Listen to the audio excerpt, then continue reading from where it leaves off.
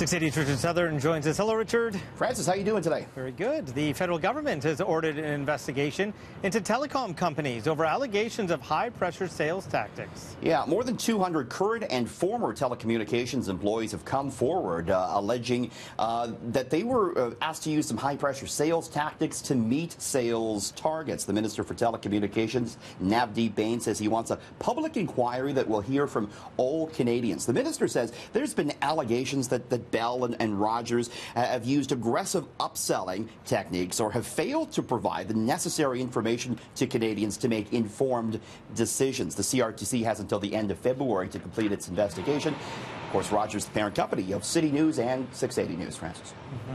So do customers have the right to a paper bill in this digital day and age? A complaint has been filed with the CRTC over one wireless company's decision to do away with physical bills. Yeah, it's an interesting debate. It's Kudu, TELUS's discount wireless brand, that is shifting entirely to e-billing, and that is sparking some complaints from customers who say they want a paper bill. The Public Interest Advocacy Center of the National Pensioners Federation has filed a complaint with the CRTC over this. They argue, Francis, that even in this digital day and age, many Canadians, especially low-income earners and seniors, require paper bills. Not everyone has access to the internet. Many telecom companies used to actually charge for a paper bill, but the federal government passed a law that prohibited that. I don't know. I think you should still have access to a paper bill if you want one, even though most of us get the bill sent to our email. Yeah, you know, some of our parents still like a paper bill, right? Nice to, yeah, put it in your files. You keep track of everything, you know? Yeah. There's a new study out that says Toronto is the 5th most unaffordable city in the world. So we're not the first. That's a good thing. We're not the first, but I guess probably no surprise that we're on this list. It's the Demographia International Housing Affordability Survey, and it shows that Toronto's real estate market ranks as the 5th least affordable, behind only Hong Kong, Sydney, Los Angeles, and London. The report, called the Toronto housing market, quote, severely unaffordable, points out what many of us know all too well here, that the average income is around $70,000, whereas the average price of a single detached home is more than $1 million, Francis.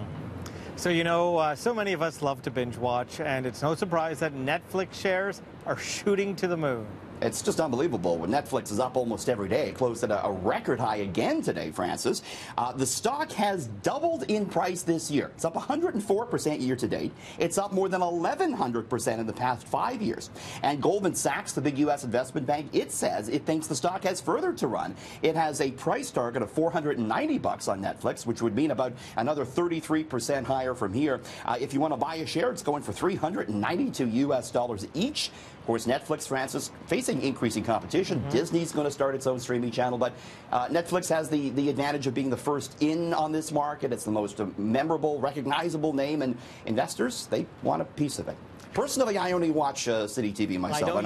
I don't deal in these Netflix whatevers. I just watch City, as you know. And you can get it on the City TV app, all our shows. But, you know, my wife has said that if she gets Netflix, I will not see her again. So you don't have Netflix? Netflix? Be getting Netflix. No.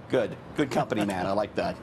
So the World Cup of soccer, you know, it's underway. The city knows that, right? Are you into this? Are you into this?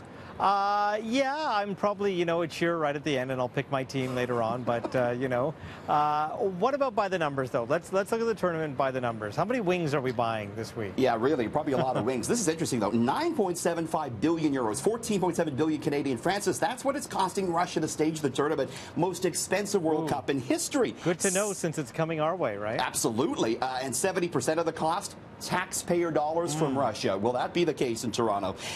Russia, though, expects the tournament to boost its GDP by 0.3%. Next number is $3 billion. That's the estimated worldwide television audience. 27, the number of new hotels built for the tournament. But Francis, 5,000%. That's the increase for those hotels that they're advertising right now. 4 is the number of time zones that the tournament spans across Russia. Next number up, Francis, 2.3 million. That's the number of tickets sold. And I'll get a load of this last point, 1.2 million euros. The cost of contracts to kill stray dogs in the host cities. Don't know about that one. Yeah. Personally, I'm picking Russia to win. I'm in the World Cup pool. I know nothing about football, but I'm picking Russia to win. I think they may do some shenanigans whereby they come out on top, Francis. You didn't pick Italy? Italy's not in it. I know. That's why I'm asking. That's why I'm asking. Just wanted to see if you knew. I know the Azzurri. You know that. All right. Thank you, Richard. Thanks. We'll see you tomorrow. Here's Brandon.